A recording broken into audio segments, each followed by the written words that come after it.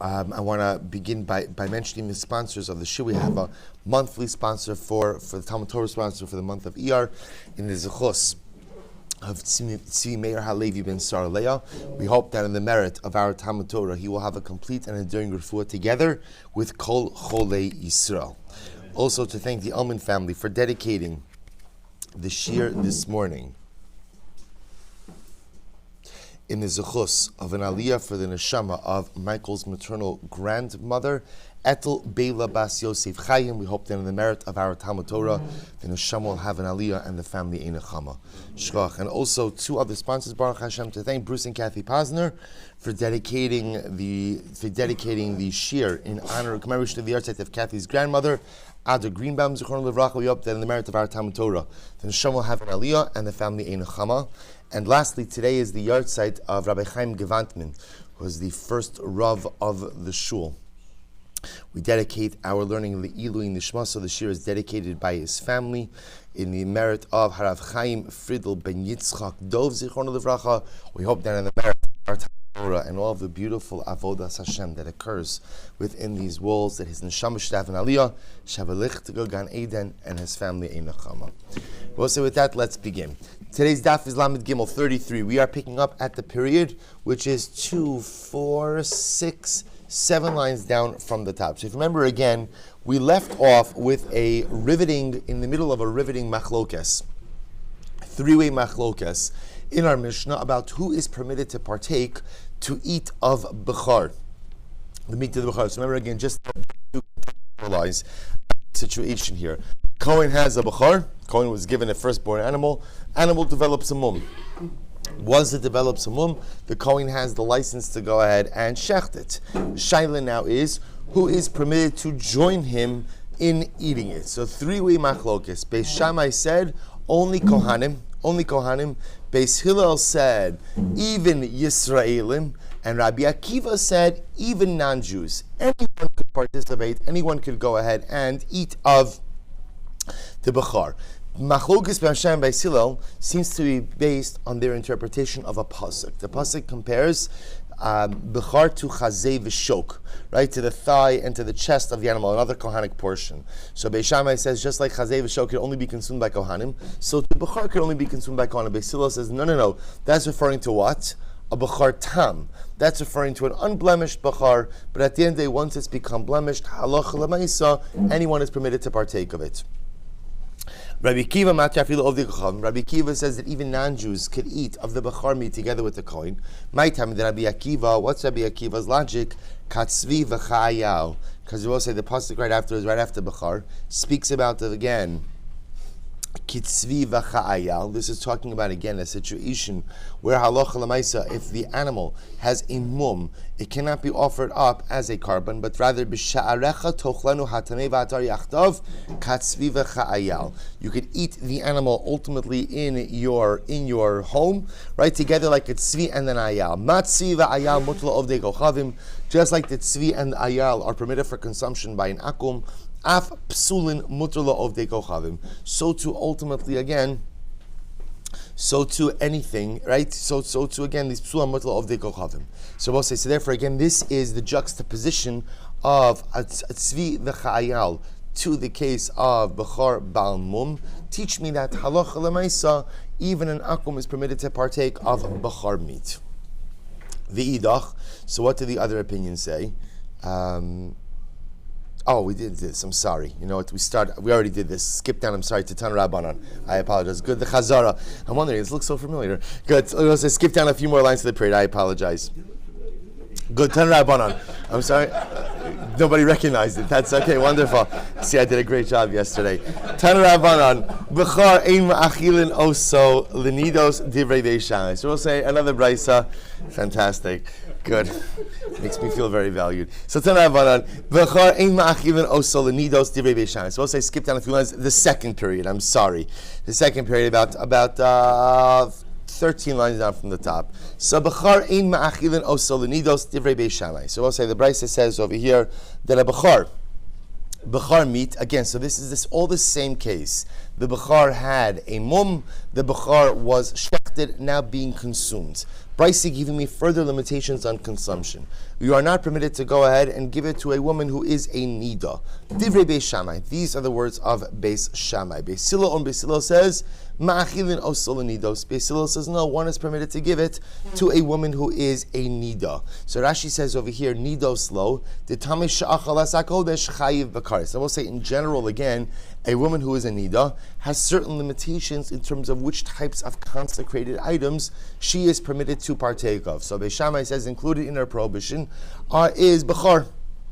So my time the Beis Shammai. What's Beis Shammai's logic that you can't go ahead and give it to a nida? So what's because the pasuk says that the basar of the bechar should be like chazei v'shok.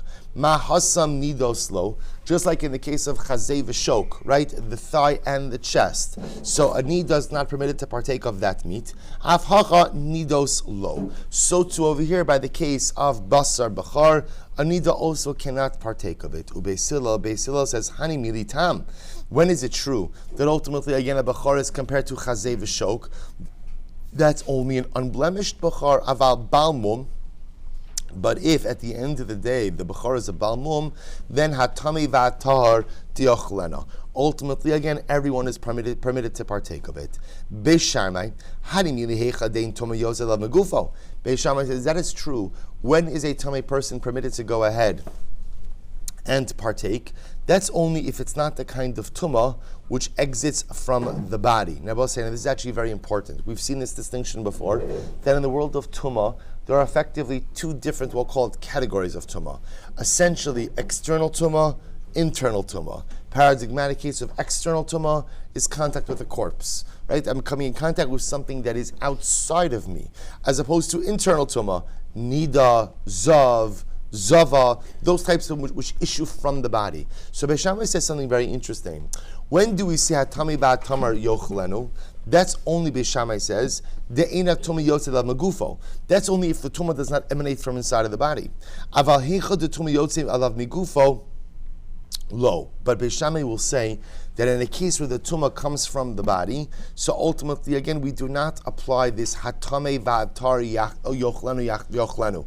So therefore again in the case of nida, which is considered to be an internal tumah, so halacha l'maisa, Beis Shammai will say that the nida cannot partake of the bechar. The ashkechon de paligrachmana bein tuma yotze alav migufo, the bein shein tuma yotze alav migufo. Because we find this. So you'll ask, well, where do you find that distinction? Normally we could say tuma is tuma is tuma. What does it matter if the tuma is internal, external? To which Beis Shammai says, I'll tell you where we find this distinction. This nan hapesach sheba betuma.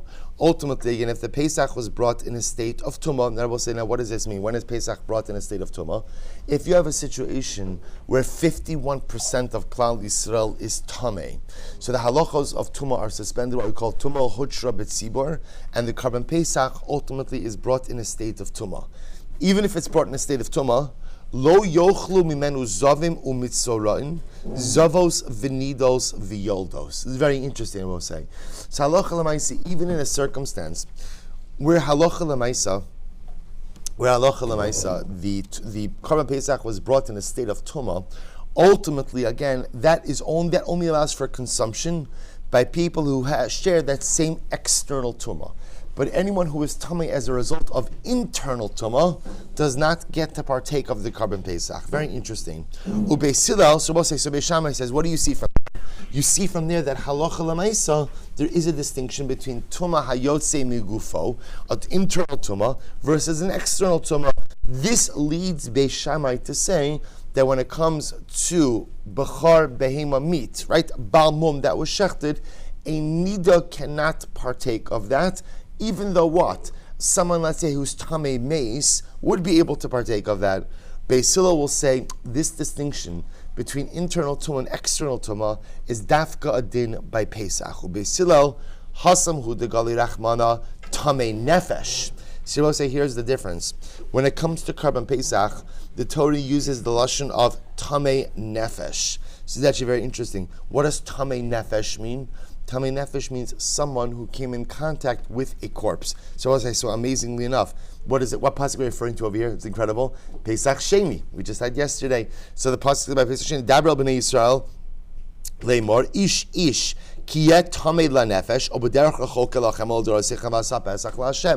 When ultimately again can you not partake of Pesach Sheni and have of Pesach Rishon and have a requirement to utilize Pesach Sheni? That's only when you're Tamei L'Nefesh. Tamei L'Nefesh means what? You came in contact with a corpse, external tumah. External tumah. So Beis Hillel will say it's dafka by Pesach where the Torah goes out of its way to make this distinction between internal tumah and external tumah. Aval hocha, we're both saying the case ultimately again of Bechar, Tamei stomach siv loshna. Ultimately, again, the Torah just writes Tumah Stam, not a Tamei L'Nefesh, and therefore does not distinguish between the different forms of Tumah. And therefore, Halacha L'Maisa, no matter what your form of Tumah, you are permitted to partake of the Bechar Balmum, which has been shechted. Tan Rabbanan. So we'll say we go weiter now. So we'll say two fundamental machloksim between Beis Shammai and Beis Hillel. Machlokis number one is ultimately who is permitted to partake of the Bechar itself. So remember, in the Mishnah's reading, Beis Shammai is saying only Kohanim. In the Mishnah, Rabbi Akiva's Shita is attributed to Beis Hillel as well. So in Beis Hillel will say everyone is permitted to eat, even an akum. Machlokis number two, which kind of is a derivative of number one, is what happens to someone who's tamei. So again, here Beis Shammai says a nida cannot partake of a bechar ba'amum, but yet anyone else, any other type of tumah, external tumah, can partake. Whereas Beis Hillel says everyone is permitted to go ahead and partake of Bechar behema, a Bechar behema ba'amum. Good, two machloksim. Tan Rabbanan. Ein margilin b'yamter. This is actually quite interesting. So if you look at Rashi, ein margilin, Rashi's afilu balmum lafshito derech haraglayim kala ar shalim la'asosim edo mafoach l'nefachim olomochri dvash shem. Supposed to listen to this. Apparently, when they would skin an animal, so the way you would skin an animal if you wanted the hide to remain intact is you would start from the feet. You would start from the feet and I guess like flay the animal like that. That's the lashon, interestingly enough, of margilin, from like regel. Right? So we don't allow you to go ahead and remove the hide. Now again, so specifically, I guess you could remove the hide in other ways, but maybe it doesn't come off as a unit. So that's margilin, right? You would remove the hide from the feet and take it off like that. Ein margilin b'yamtiv. We do not go ahead and allow for this type of removal of the hide on yamtiv. Ki yotzebo, similarly, ein margilin b'bechar. We don't allow this margilin, this removal of the hide from the feet, by a bechar behema. V'lo b'psulei hamokdashin. Also, we don't allow it by psulei hamokdashin. Right? I will say, remember again, psulei hamokdashin were animals that were consecrated, developed the mum, can no longer be offered, are redeemed for money. The money is then used to purchase a new carbon. The animal is fit for consumption. That's psulei hamokdashin. So even if you shecht it a psulei hamokdashin, in margilin, you cannot shecht it in this way. So the Gemara analyzes these. So therefore, in margilin, I cannot flay the hide in this special way for on yamtiv, bechar, and psulei hamokdashin. Let's analyze. Bishlam yamtiv de kartarach tircha de lo chazile. So we'll say on yamtiv. I understand why I can't do it. Maybe because it's extra effort. So we'll say again, it's very important. As much as on yamtiv you have a dispensation of ochal nefesh, you must avoid what we call tircha yiseira. Anything that's unnecessary exertion, we try to avoid. On Yom Tiv, this flaying of the hide from the feet, this margilin apparently is a more involved process. It's tircha yisera, therefore you can't do it on Yom Tiv. Ela b'char man tana. I will say, why can't I do it by a b'char? Amar Rav Chisda Beis Shammai. This must be Beis Shammai. Da Amar ein ma'achilin oso lenidos.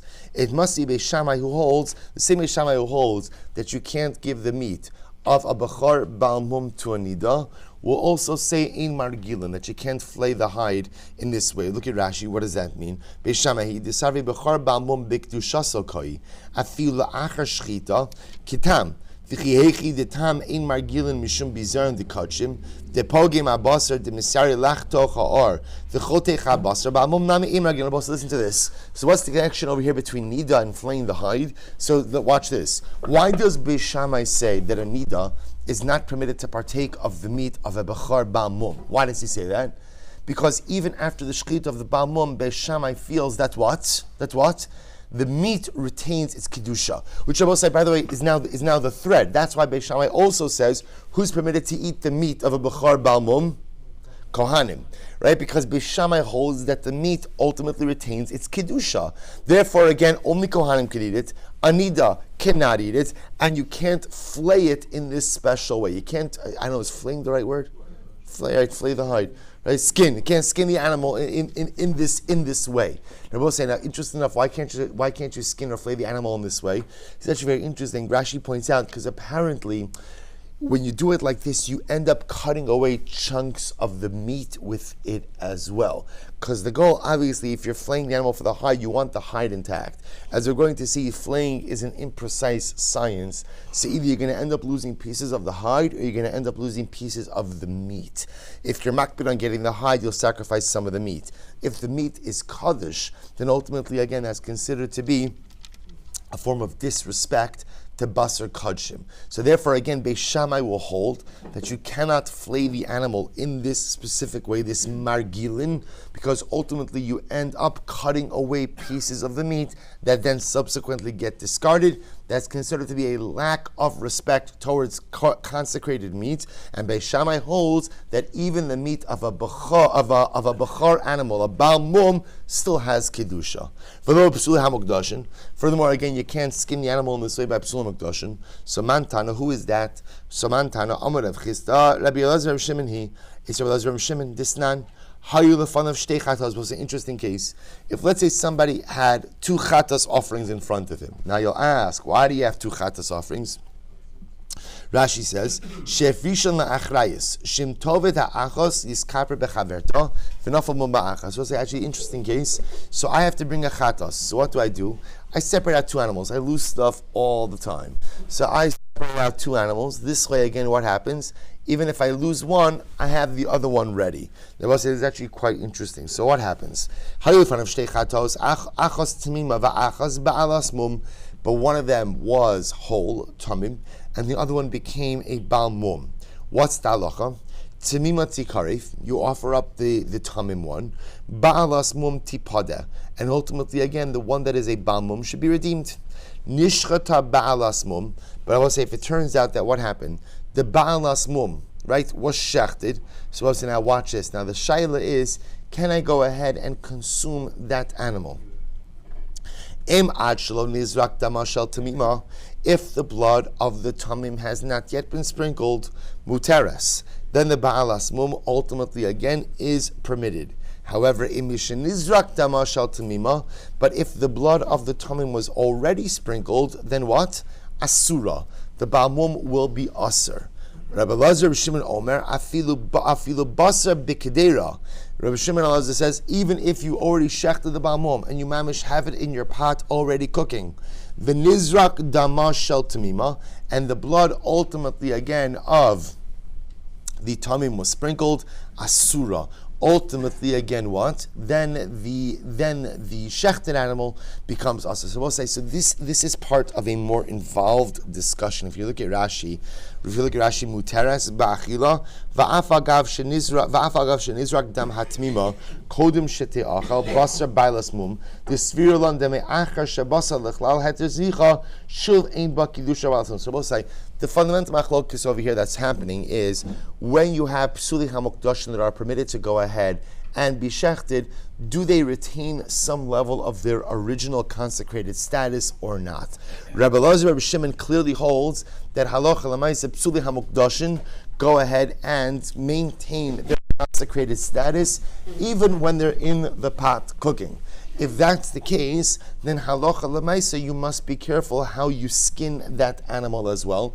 And therefore, again, the theme over here is this margilin, this skinning from the feet, which ultimately, again, is a process which takes away from some of the sacrificial meat, will be prohibited from being performed. Rav Chisda, look makulak Beis Shammai. Why doesn't Rav Chisda just simply establish this entire case, right? This entire brisa, like Beis Shammai? So I'll say, right, meaning I could establish all. Remember again. So the brisa taught me that there are 3 cases, right? What are the 3 cases? Ein margilin, I'm not allowed to flay the animal in this specific way. On Yom Tiv, by Bechor, and by Psuli Hamukdashin. So what we essentially did is we set up each of those three cases in accordance with a different opinion. Why don't we just say it all reflects the view of Beis Shammai? To which the Gemara says, I'll tell you why. Maybe Beis Shammai holds that when can't you do the margilin, right? When can't you do the specific type of flaying? That's only by Bechor, which ultimately is consecrated already from the womb. But by Psulei HaMukdashin, ultimately what? By Psulei HaMukdashin, where I will say it is not Kiddusha Rechem, it's not Kadosh from the womb, then maybe Shammai would hold in such a case. You can do Margilin, you can flay the animal in this specific way. Amud Beis. The Lukma Kula, Kirabi Elazar, Rabbi Shimon. So why don't you establish the whole Brisa as reflecting the view of Rabbi Elazar ben Rabbi Shimon? To which the Gemara says, I'll tell you why. Dilma ad kanokar Rabbi Shimon hasam ela psuli hamukdashin. So we'll say maybe Rabbi Shimon only holds that you can't do this special flaying by psuli hamukdashin. The alime lemitvas pidyonan, because we'll say their kedusha is intense enough to allow for pidyon. Because the kedusha is intense enough to allow for pidyon, to allow for redemption, that tells that they still have a quasi-consecrated status. But I will say, but a bechor which does not allow for redemption, maybe halacha l'maaseh, this shouldn't be a problem with going ahead and this margilin, this flaying. So Rabbi Elazar, Rabbi Shimon, Leslie called psuli hamukdashin named Karen beitliz v'nishkalim belitra. So I'll say ultimately, does Rabbi Elazar, Rabbi Shimon not subscribe to the concept that psuli hamukdashin, I will say we've seen this before. Psuli hamukdashin nimkarim beitliz v'nishkalim belitra means that you could take psuli hamukdashin and you could sell it in the marketplace, and you could measure it against the weight. Now, normally, when it comes to consecrated items, you can't just sell them in the marketplace, and when measuring them, you can't measure them like a regular piece of merchandise. Yet, again, the Brisa says that by psuli hamukdashin, you can do these things. Alma, chayvan di'ikar rav chalakdish sharilei. They all say, therefore, what do you see from here? Why is that? Because remember, if you allow that, anything you allow is actually very interesting. When you allow for things to be sold in the marketplace, the assumption is what? You'll get a better price for it. You'll get more money for it. Free markets, right, always ultimately yield greater rewards. So the Gemara says, therefore again, Hektish is the one who benefits from that. Amr Amar Bered Rav Kana, Mashmashpiach Ba'ar, Pagam Bebasar. Also, this is what we mentioned before. The problem with this type of flaying, and the reason why this type of skinning is problematic at the end of the day, in the case of psuli hamukdashin, is because what you benefit from the hide, or what benefits the hide, so compromises the meat. So this is you can imagine this even if you don't know that much about flaying, which I'm assuming most of us don't, right? So you can understand. Obviously, when you're cutting away the hide, so if you want to make sure that ultimately, again, you get as much of the hide as possible, there will be times where you will cut away pieces of meat. So in this case of margilin, which is the best way to cut away the hide, which is for someone who wants the hide intact, you end up losing meat. So what you benefit for the hide, you end up losing in the basar. And because this basar has a semi-consecrated status, you're not allowed to do it by psuli hamukdashin. Good. B'ma'arava Mishayd Ravina Amri Mipnei she'nira ke'oved avoda b'kadshim. So this is actually very interesting. In Eretz Yisrael, they said the reason why you can't flay the animal in this way by psuli hamukdashin is because it looks like you're doing avoda. It looks like you're working a sacrificial animal. Look at Rashi. Shenira ke'oved avoda b'kadshim shemochina al tzarech mapoach kishu adayin ala kadshim. It looks like ultimately, again, you're doing some type of work with sacrificial animal by flaying it in this way. Therefore, you can't do it. Rabbi Yossi Ba'avin Amar Gezer Shami Yigadol Mehen Adarim. There's another reason about this. It's actually quite interesting, which is the reason you can't go ahead and flay this type of animal. You can't flay in the margilin fashion. Psuli hamukdashin is out of a concern that if people know that they could flay the animal this way, people might go ahead and try to raise flocks and flocks from the psuli hamukdashin in order to go ahead and be able to sell off the hides. We don't really want people maintaining these types of animals, because since these types of animals ultimately have some level of consecration, you run the risk of getting in trouble with some type of illegal use. So we'll say, so bottom line, what comes out from this brisa is that halacha l'maisa, in these three particular cases, we do not allow for margilin, this special type of flaying of the hide that begins at the feet and goes all the way down. I'm saying down because b'pashtus, I'm assuming you hang the animal from its legs and you go ahead and you flay it like that. So you can't do that in three types of animals, namely again, well, you can't do it on Yom Tiv, Tircha Yisera, you can't do it by Bechor, and you can't do it by Psuli HaMukdashin. By Bechor, Psuli HaMukdashin, you can't do it because ultimately it's considered to be a bizui, a degradation of an animal with some level of consecration. But just so you should know, in the Mishnah, we paskin halacha l'maisa. We paskin halacha l'maisa like Beis Hillel, and therefore again, when it comes to the meat of a Bechor Bal Mum, anyone is permitted to partake of it. The Kohen could invite whoever he wants, Yisraelim, everyone, and therefore I will say, by extension, we paskin, of course, that a nida is permitted to go ahead and eat of the basar of a Baal Mum, which again, these things go hand in hand. Because obviously, if we paskin like Beis Hillel, that anyone is permitted to eat the meat, it means that the meat of the Bechor Baal Mum does not have Kiddusha after it is shechted, and therefore, halacha l'maisa, anyone with any form of tumah is permitted to partake of it as well. Beautiful. Mishnah, Bechor she'achzudam, we'll say very interesting case. Bechor she'achzudam, so we'll say, literally again, achzudam means it gets sick. It literally means some type of blood disease. So remember again, so what would happen if achzudam, you had this situation? So you would do bloodletting, right? You would bloodlet. So we'll say, let's say the bechor becomes sick. So we'll say, so now what has to happen? So bechor she'achzudam. So we'll say, what you're going to see, what's the complicated shalav here, which is actually quite dramatic. The complicated shalav, we'll say, is, can I injure a bechor to benefit the bechor? Right? Everyone knows that what? That halacha l'maisa, you can't go ahead and purposely make a mum in a bechor. That we know. So the shaila is, what happens if at the end of the day I benefit the bechor by making the mum? Shaila then is, so what's the status? So watch this. Bechor she'achzudam, so the bechor became sick. Afilu meis, even if it's gonna die, ein makizin lo dam div Rabbi Yehuda. Rabbi Yehuda says you cannot go ahead and do bloodletting on the animal. Why can't you bloodlet the animal? Why not? Why not? You're making a mum. And you cannot actively make a mum in a bechor. The Chachamim say no. Yaki, go ahead and do bloodletting, even though it's going to make a mum.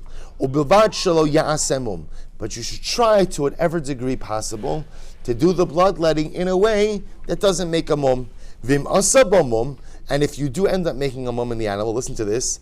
Harei ze lo yishchot alav. So we'll say very interesting. So the Chachamim say, if you do end up making a mum, then what? You may not shecht the bechor on the basis of that mum. In other words, you would have to wait till the bechor develops another mum before you would have a license to shecht it. Rabbi Shimon says, Yakiz, afilu shu osebo mum. Rabbi Shimon says, no, you could go ahead and lechatchila do the hakaz of the bloodletting, even if you make a mum. So we'll say three-way machlokes. Rabbi Yehuda is saying you cannot make a mum under any circumstances, even if the animal is going to die.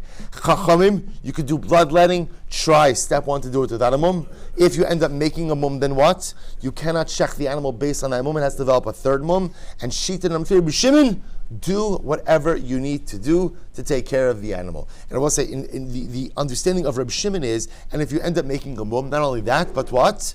You would be permitted to shech the animal based on that mum. So let's analyze. So here we go. So the Brisa says as follows. If you have a bechor which became ill, so makizin lodam, you could do bloodletting, but try to do the bloodletting in a way that doesn't cause a mum. But you cannot go ahead and do bloodletting in a way that will automatically go ahead and cause a mum. These are the words of Rabbi Meir. The Chachamim say, if you have to do the bloodletting, you could do it even in a way which causes a mum. As long as what? Just understand, if you end up causing a mum, as much as you might have a license to cause the mum, if you do that, you are not permitted to shech the animal based on that mum. The animal will have to develop another mum. Rabbi Shimon says, Af nishchat al osam. Rabbi Shimon says, you get even shechted based on that mum. Rabbi Huda Omer, Rabbi Huda says, Afilu meis ein makizin lo esadam. And Rabbi Huda says, ultimately what? Even if the animal is going to die, sorry, but you cannot go ahead and actively be gorem a mum to a bachar. Right? Even if you're going to save the animal's life, it doesn't make a difference. Masni Shabbos, here we go. See, you see these four shitos. Also, we have the shita again of Rabbi Meir, Chachamim, Rabbi Shimon, Rabbi Huda. So Masni Rabbi Lazar Librei. So Rabbi Lazar was teaching this particular ruling to his son. Va'amri Rabbi Chia Librei, and or some say it was Rabbi Chia teaching his son. Ki machlokes kan. Listen to this. The same way there's a machlokes here. Kach machlokes bekavis shal truma. We have a similar machlokes with a barrel of truma. We'll say, what's the case of the barrel of truma? Here we go. This nan is actually quite interesting. This nan, chavis shal truma, shenolad bas safek tuma. This is very interesting. We have a barrel of truma, that has a safek tuma. They will say, when does a barrel have a safek tuma? Just in case. So you have a barrel of wine. Somebody tummy walked into the room, and what? I'm not sure if they touched it or not. That's a case of safek tuma. So we'll say, so now what do you do ultimately again with the barrel? So watch this. Rabbi Eliezer Omer, im haisa b'makom hatarfa, yanichena b'makom hamutzna, im haisa megula yichasena. So Rabbi Eliezer says, if it ultimately again was in an open area, you place it somewhere hidden, and if it was open, you cover it up. Now, what does that mean? Look at Rashi for just a moment. Tarfa b'makom gilui ve'eno mishumar. So we'll see what all these shitos means in just a moment. Rabbi Yoshua says, second wide line, on Lamed Gimel Lamed Beis. Im haisa munachas b'makom hamutzna. If at the end of the day it was somewhere hidden, yanichina b'makom haturfa. Go ahead and bring it somewhere that's open. Im haisa mechusa. If it was closed, Yigalena. You could open it up. They will say, now what does that mean? Look at Rashi just a moment. So Rabbi Eliezer's shita is pretty much you have to put it away. You put it away. If it was somewhere open, put it somewhere, guarded. It was literally hidden. Right? If it was open, close it up. I will say, you're going to see where this makes a moment. So Rabbi Yeshua says just the opposite. If it was closed, open it up. If it was somewhere hidden, bring it out into the public. What's the pshat? Look at Rashi. Rabbi Yeshua Omer, Me'achshav eino ru'uya la'achila shema tme'ehi, v'lo l'zilov shema tahora, v'asur la'avda, hilchach yigalena v'titami v'teiru'uya l'zilov. This is amazing. So watch this. Here's the important fact. When you have truma tahora, right? Truma tahora, so what can you do with it? You eat it, right? You eat it. What can you not do with it? You can't do something that's called ziluf. We'll say ziluf literally means like sprinkling. So why would you sprinkle it? So truma temeya, which is no longer fit for consumption, ultimately again could be used for ziluf. Ziluf means you would sprinkle it almost like as a air freshener, right? For the smell. You can only do that with truma temeya. You can't do it for truma tahora. So let's work backwards. Rabbi Yoshua says, if you have a barrel of safek truma temeya, what's the problem with this barrel? I can't do anything with it. I can't eat it because it may be truma temeya. I also can't use it for sprinkling. Why? Because it may be truma tahora. So what does Rabbi Yoshua essentially tell me to do? So put it out in a way that it will definitely become tameh. Because this way, once it definitively becomes tummy, then what? Then I'll be able to use it for ziluf. So that's what he means when he says, if it was covered, so ultimately again, if it was put in somewhere, secure and private, bring it out into the public. If it was covered, open it up. So we'll say that's the opposite. Rabbi Eliezer, on the other hand, says that if you have a barrel of wine that is that's safek truma tameya, pretty much, you just have to put it away. There's nothing for you to do with it. You put it away and you just leave it alone. Hopefully Eliyahu Navi will come and will tell you what the status is. But there's nothing actively for you to do with it. Next, Rabbi Gamliel says, Lo yichadesh ba davar. Rabbi Gamliel says that, sorry, I just lost the place. Rabbi Gamliel says, don't do anything. Again, we'll define what that means. So here we go. Rabbi Meir Rabbi Eliezer, V'Rabbanan Rabbi Yoshua, Rabbi Yehuda Rabbi Gamliel. So we'll say what the Gemara just did is just took the three shitos ultimately again by Truma and aligned them up with the three shitos, ultimately again by making a mum, by bloodletting in the Bechar. And the Gemara suggests that halacha lemaisa, that Rabbi Meir will hold like Rabbi Eliezer, the Rabbanan will hold like Rabbi Yoshua, and Rabbi Yehuda will hold like Rabbi Gamliel. To which the Gemara says, well, how do you know to align those shitos? Mimai. Dilma ad kan lo kam Rabbi Meir hasam deka avid biyadayim. Aval hacha digrama Rabbi Yoshua svirale. But we'll say maybe again, Rabbi Meir only held his shita ultimately by Bechor because one is actively causing a mum biadayim. But in the case of Truma, where ultimately all one is doing is something grama, something causative, maybe he will agree with Rabbi Yoshua. Va'ad kan lo kam Rabbi Eliezer hasam. So furthermore, again, Rabbi Eliezer only said his shita el Hashem yavo Eliyav tarena, because ultimately maybe by Truma Eliyav will come and will deem that this is tar. Aval hacha, but in the case of Bechor, di shavikli mayis, that if you leave the animal alone, it will die. So maybe kirabanan svirale, maybe ultimately again it will hold like the rabbanan that halacha lamaisi, you are permitted to go ahead and cause the mum. Va'ant kan lo kam rabbanan hacha, di shavikli mayis. Furthermore, in the case of Bechor, the only reason the rabbanan allowed you to do the bloodletting and cause a mum was because if you do nothing, the animal will die. Aval hasam sheva yavo Eliyav tarena. But maybe again by the case of Truma, the Rabbanan and the Chacham would say, leave it alone, because maybe Eliyahu Navi will come and will be mataret. So the Gemara says, Vitarena, I'm sorry. Aval hasam shem yavo Eliyav tarena. Krabelo zisirlu va'ad kan lo kam Rabbi Yehuda hacha deka avid biyadayim. Ultimately, and furthermore, again, Rabbi Yehuda only holds in his case because you're doing mamish something biyadayim. Aval hasam, that's the case ultimately of Bechor. Rabbi Yehuda says you can't do it. Why? Because you're causing a mum ultimately with what? With your own hands. Aval hasam de grama, but in the case of Truma, which is what? A case of grama, causative, maybe Rabbi Yoshua svirale. Maybe he will hold like Rabbi Yoshua. Va'ad kan lo kam Rabbi Gamliel hasam deshem yavo Eliyav tarena.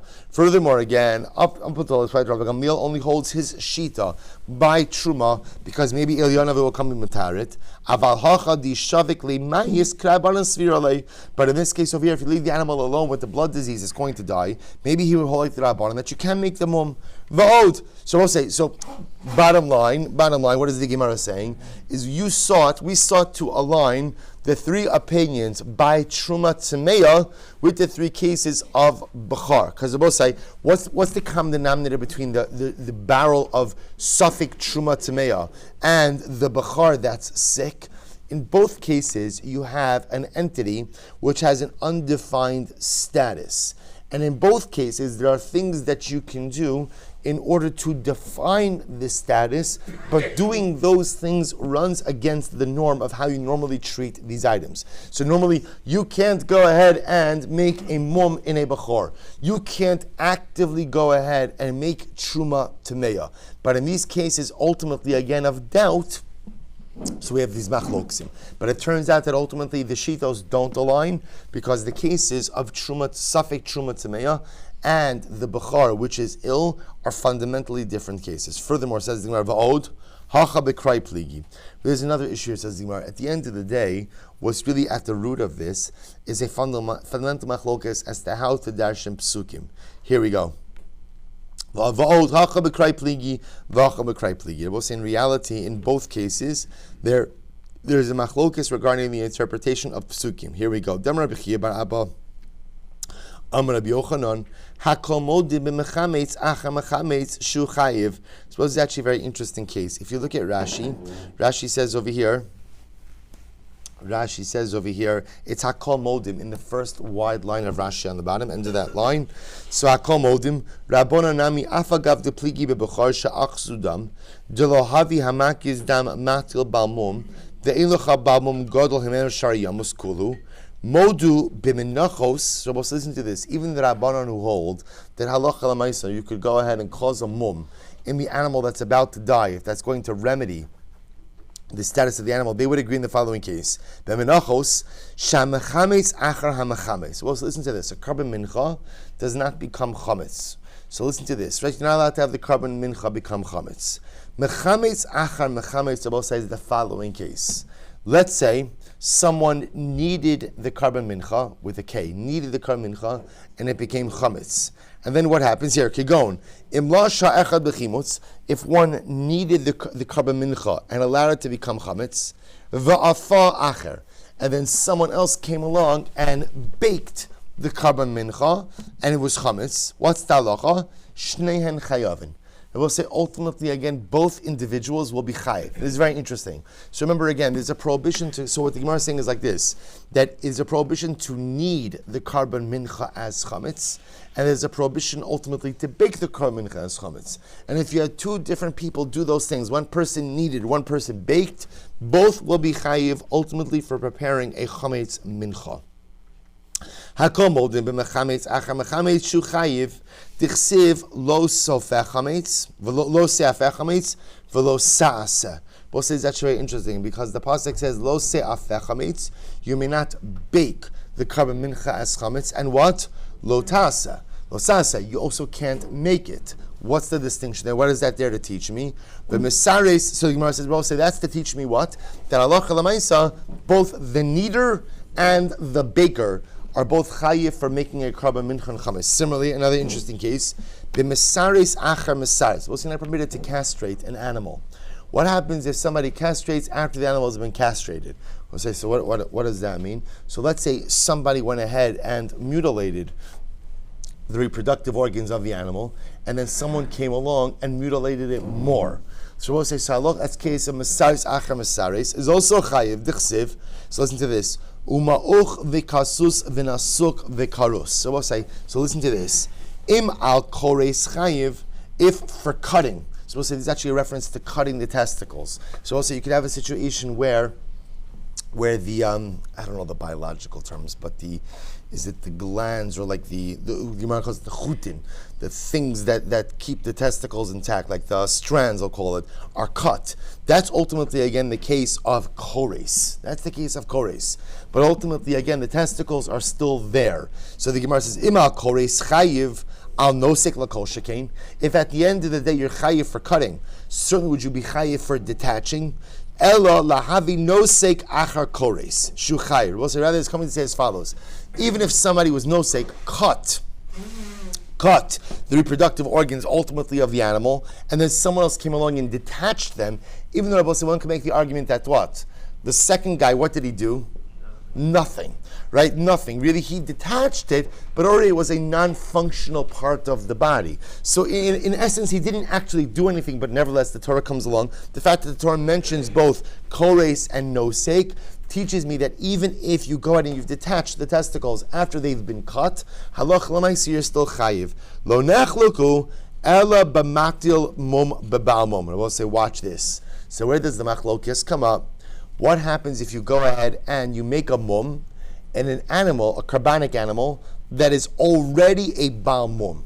Isn't this interesting? So both say, so what you see over here is there are certain cases. This is really fascinating because what it's saying is like this. There are certain cases where even if the item is defective, causing further defect is still asr. The carbon mincha is already chametz. Somebody needed it and it's chametz. To bake it off as chametz is still asr. The animal is already karus. To go ahead and detach the testicles is going to be asr. What about making a mum in an animal that is already a bal mum? Watch this, really fascinating. Note Rabbi Meir Silber, kol mum lo yihiyebo. So Rabbi Meir says, kol mum lo yihiyebo. What does that mean? Any mum cannot be in the animal. Look at Rashi, 3 lines are from the bottom. Kol mum lo yihiyebo. V'kari bei lo yihiyebo. Shlo yatil mum. U'midahavei l'michtav mum. Because of kol mum. L'rabos afilu bal mum. So what does Rabbi Meir say? The pasuk says, kol mum lo yihiyebo. What does kol mum mean? What does kol mum mean? Any mum, which tells me what? Even if the animal already has a mum, to cause another mum in a sacrificial animal will still be usher. Even though what? You can make the argument that what? That what? You haven't done anything, right? I haven't further cannibalized the animal anymore, right? The animal is already a balam, already precluded from sacrificial consecrated use, but still Kol mum, kol means that even being gonim an additional mum is going to be aser. On the other hand, Rabbanan Savri, tamim yeh l'ratzon. The Rabbanan, on the other hand, hold that no. So tamim yeh l'ratzon means what? That ultimately, again, when is the animal fit for sacrificial use? When it's tamim, when it's complete. Once it's no longer a tamim, then what? It's out. Once it's out, it doesn't really matter what you do to it anymore. Look at Rashi. V'Rabbanan Savri, Dashin and Kulei Krat, Tamim Yeh L'Ratzon, Komum Lo Yehebo. The pasuk says, Tamim Yeh L'Ratzon, when it's complete, Yeh L'Ratzon will be able to serve a particular will. Komum Lo Yehebo, shouldn't have any mum in it. The Mashma, Tamim Haroi L'Ratzon, Amarti L'Chal D'Chomum Lo Tatilbo, Ava Bal Mum Lo. So we'll say, the Rabbanan will say, the animal is either in one of two states. Either it's tamim. When is it tamim? Kol mum lo siyebo. When there's no mum. And if ultimately in that state you cannot cause the animal a mum. But if the animal is already a mum, then what? It's out of the category of tamim. What was the lashon? I'm sorry. Of tamim yeh l'ratzon. And once it's out of the category of tamim yeh l'ratzon, being gorim an additional mum in the animal doesn't really make a difference. So we'll stop over here for today. We'll pick up a mirtzah this machlokes or and the Rabbanan, which is really quite fascinating. And of course, how this goes back to our Mishnah, because this is the fundamental shayla in the Mishnah. I have a bechor, ultimately, again, that is about to die from some type of disease. The only way for me to remedy the disease is to bloodlet, to cause a mum. So the shayla is, am I permitted to do that? That's going to trickle back to this machlokes. We'll see you tomorrow.